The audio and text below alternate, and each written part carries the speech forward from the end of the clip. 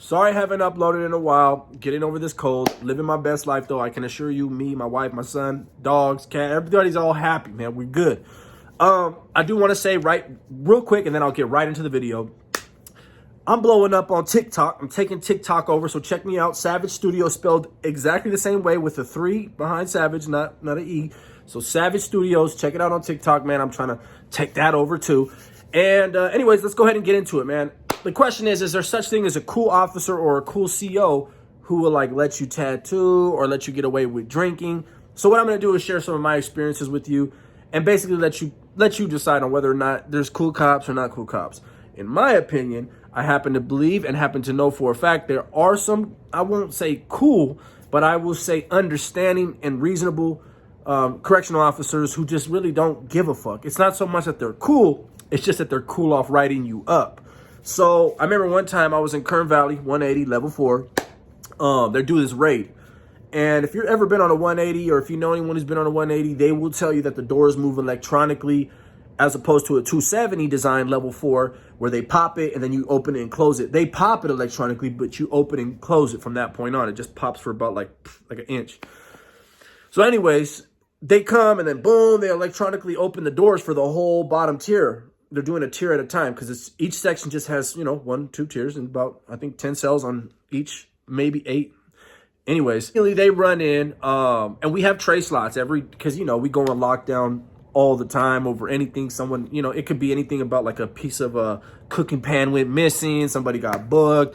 A kite got dropped saying that a cop's going to get whacked. Whatever the case can be, lockdowns happen a lot on a level 4 180. So they'll utilize those tray slots and either feed you, pick up your trays. They'll do pill pass if someone's taking pills or medication. They'll do things like that. Everything's going through the tray slot. And when you come out, they'll put you in handcuffs behind your back and escort you to either your shower, your appointment or your committee or whatever the case is. You're going in handcuffs. So they come, and they all come to the bottom tier first. And then the other ones go to the top tier. Open your tray slots, turn around, take your pants off, take your boxers off. Get naked, bend over, squat, cough. They put the light right there up in your whole rectum. They're looking into your soul at that point from behind. And then they open the door and they'll either let you out and have you go stand in the group yard. The hard yard is what we used to call it. I don't even think they run it no more. But they'll run you over there and you guys will be over there all cuffed up while they're flipping your house around like a tornado hit your block. So anyways, they come and they hit our spot and I'm watching them and just our luck, me and my boy, we got a big old bag of wine. Fire Pruno, big old one. And we had intentions on cooking that wine and turning it over to moonshine, other known as white lightning or whatever you want to call it. You boil the Pruno, you sweat it, and you collect the sweat. That sweat is just all see-through. It's the same exact manufacturing process as moonshine. We call it white lightning. I'm sure there's 1,000 different names for it now. At this point, in other states, call shit other things. All the time, so who knows what they call it. Anyways, they get to our door and we're already kind of buzzed. We already were drinking because every time we drunk half a gallon, and then the rest of the gallon we would just sweat, take like 3 shots each. We wouldn't be able to get too much off of half a gallon of Pruno. You got to burn a lot of that shit. Anyways, they come to our door. Man, we didn't even get the chance to fully strain the whole batch. Like in our batches, at least. I don't know how these guys do theirs. We would have all kinds of stuff, floating. I'm talking about the kicker floating around. The kicker is what marinates the whole batch and gets it going. Rotten apples, people use potatoes and whatnot. And then we had all the cookie dough. Everyone knows about those duplex cookies if you've ever been up there. You buy those duplex cookies, you scrape out the white part. Like, they look like Oreos. I'll give you that example. Scrape that out, collect all that white dough, all pile it together, and drop that bitch like an atomic bomb into that Pruno batch, and that sugar is just going to get completely burnt off. The bag's blowing up, air it out, burp it, blow it up, burp it, blow it up, burp it. You got a good kicker, you could do that shit overnight. But most kickers will do like 48 hours, 72 hours. So anyways, we didn't get to strain it. And there's no nastier, slimy, gunkier feeling than tasting that shit. You know what I mean? It's just straight gunk, like butter almost, like just slimy. So I'm like, fuck this, bro. I start sticking my mug in there when I see them coming, and me and my celly follow suit with that. You know what I mean? We worked hard. We put a lot of time collecting all kinds of fruits and all kinds of 80 apples, I think. We just went to town on collecting and setting up the batch, and then you take care of it. It's called babying it. You know, you watch the baby. One celly goes to yard, one celly stays back. So we put in enough damn work to drink this motherfucker for the very least. And when they come to our door, we don't necessarily put the mugs down because it's hitting. By the time they get to us, we like, we feeling buzzed. So when our door opens, we got like 6 or 7 COs right in front of our door. And this is not a major crazy lockdown. This is just a block search, a section search. I don't even know if they went to the next section, but they just were hitting our section. So in the day room, they have, in the 180, they have straight benches, like maybe 4 or 5 straight benches. And then the TV's propped up on the wall. And all the homies that were before us were sitting on those benches. And when they opened the door, we had our mugs. We put them down. We stripped out for them. And we took the boxers off, you know, squat, cough, did all that shit, put our shit back on and grabbed our mug. And when they opened the door, they just cleared our path. And they were like, go sit over there. Mo's ate on out with our mugs. Tied a knot in the bag and put it in the toilet. I know that sounds crazy. But trust me, the toilets are probably our cleanest thing in the cell. You know what I'm saying? You're hitting that thing with the scrub pad with disinfectant. Every time you poop, you pee, I don't give a damn. Buffing it out after bird baths, it's clean. It looks like a damn mirror. That's a clean toilet. Every cell I've been in. Boom. Drop it in the toilet, tie a knot. Hope for the best. You know what I'm saying? There's like 10 officers in our cell. You can hear them laughing. The homies like, you fools are crazy. You fools are burnt out. What are you doing out here, man? Like, let me hit it. Let me get a sip. So, you know, we laughing with the homies. We letting them sip it. They called us back. Boom. They're like, hey, go in your cell. And as soon as we walk in, I notice that it's still in the toilet.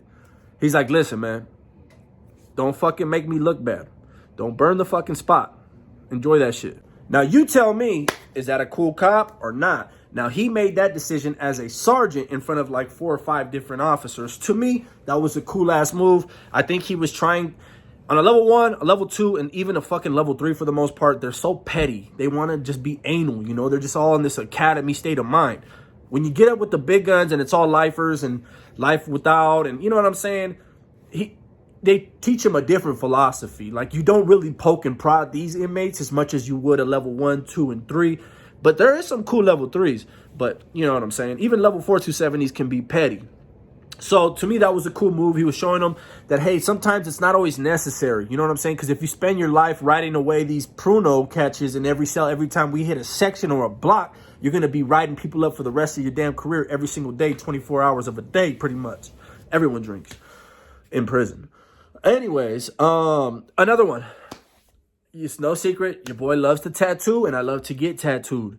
Man, I've been caught in the hole. I've been caught in the shoe. I've been caught running my machine to my actual TV when there was no plug extensions in the cell to tattoo. And I've had a cop one time tell me, you got to understand, I was already maxed out. I was a little asshole. I was not a nice inmate. I was very respectful. But if you came at me disrespectful as an officer, I gave it to you right back because I just wasn't afraid of you. You know what? If you came in, you sprayed me, whatever. I know the consequences and I know what kind of risks and what measures an officer will really take. So there was one time I got caught tattooing in the hole. One cop opens a tray sign. He's like, give me the gun. And I'm like, okay. At first I told him no. I'm like, nah, I'm good, man. Write it up. He's like, give me the gun before we all run up in your cell. Then I start, you know, I'm like, okay, I'm going to give you the gun, but you're being petty as fuck. That's some bitch shit. But okay, I'll give you the gun. I was like, but let me take the needle out. He's like, nah, leave the needle in there. I said, fuck no. No, I'm going to take the needle out because if you get stabbed or you poke yourself with this needle, you could say, oh, who knows what you can say. You know what I'm saying? Assault with a deadly weapon. You know what I'm saying? Ew, who knows? I don't want to play that game and I don't want no charges for you poking yourself accidentally. So I take the needle out and I throw it. The tray slot's right there. He backs up and I just throw it on the chair. Like, man, fuck that gun, man. Write me up. I ain't tripping. Now, a different one. I'm getting down. Zzz, blasting the homie. I open my curtain real quick, pop my head over. He's like, let me see it. I'm like, well, see what? He's like, I can hear the motor. I can hear it. He's like, let me see it. Boom, open the damn curtain and I let him see it. The write-up for that shit ain't even nothing. Who gives a fuck? And I let him check it out. And he's like, damn. He's like, that's dope, man. That's clean. How long did that take you? I was like, a while. He's like, man, that's clean, dude. He's like, man, I should open this door and let you tat on me. I was so we kind of laughed it off or whatever. He's like, hey, but just be done in a couple hours because the next shift comes on. It was around like the 11 o'clock or some shit. And I was like, bet, man. Hey, I was like, hey, thank you, man. I appreciate that. He's like, nah, don't even trip, man. Just be cool. And this is when I was in the corner cell in the bottom of the section in like C-section in the hole. So we were kind of already tucked away. So I don't know. I think he maybe just was like, better off they're not stabbing, killing each other, fighting each other, or trying to, you know what I'm saying, move out of the cell, you know, because it's hard when you're in the hole and it's hard when you're in the shoe. A lot of shit goes down between cellies and, you know, people want to sell up with other people to fight, you know, that people called each other out. So they try to do it sneaky, not knowing the cops hear everything. But, so in those instances, you got to see one that was real anal, one that wasn't. I've had officers who tell me they weren't going to write me up, try to write me up. It's crazy, man. But my full synopsis is that, yes, most likely on the higher levels, level 4, 270, 180, you get the more understanding and cool cops, officers who are willing to work with you. Because they understand either you're maxed out, you just got out the chute, because those 180s, they're 180s for a reason. They're chute kick out. So you just came from the chute is what you're supposed to. And if you didn't just come from the chute, you're going up there because you're a lifer without, you got hundreds of years, you're a dangerous inmate. So they know that everyone on them yards, at least this is how it used to be, is there for a reason. You know what I'm saying? Everyone's there because they pretty much lost that whole good boy chance at going home early. And you know what I'm saying? There's no fucks given. You're trapped in a big ass cell pretty much the majority of the day. You get like an hour a yard if you're A2B, and if you're A1A, you get a whole bunch more. So anyways, you guys, I told you guys I didn't want to talk about prison, but you guys just keep asking for Cellie Nightmares and this and that. So I'm going to go ahead and try to come at you with a video, a prison topic. And I'm going to try to do this approach differently. I don't need to talk politics, and I don't care about these lames and these weenies and the hundreds and hundreds of channels that use my name and still ain't nothing and don't do nothing. I don't care about that. I will try to just talk about, you want some Cellie Nightmares? Let's run a couple Cellie Nightmares.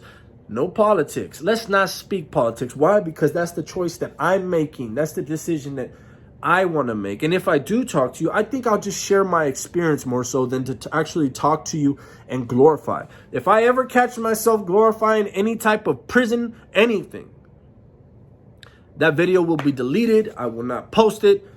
I will cancel that. So I will end this video with saying to you, remember this.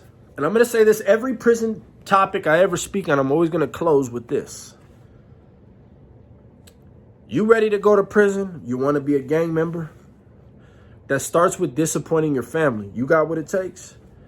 That starts with hurting your mother or father. And if you ain't got a mother or father, any family you got, it starts with hurting them. And if you just got no family, it starts off with hurting yourself. You ready for that? You ready to hit the pen and share showers with men?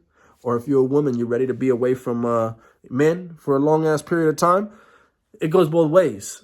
Your life is not going to be anything close to fruitful or beneficial if you join gangs or if you go to prison. I am not glorifying this, and I talk down on any type of prison, politics, prison gangs, gangs on the streets. I do not support that. I understand. It's a part of life that ain't going to be going anywhere anytime soon, and to each their own. I'm here for the youth. I'm here for people who might either be into getting into that life, thinking about getting into that life, or thinking about getting out of that life. Let me be proof to you that you can.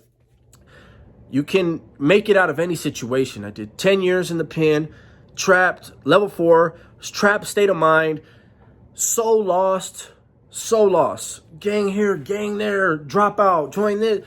Lost. Look at me now. Made it. Got my family, got my son, away from all gang politics. Don't associate with nobody who's even into that stuff. I'm not down with that stuff. And I just want to let you guys know this. If they hate you, it's because they ain't you, baby. Much love, much respect. Savage Studios about this bitch.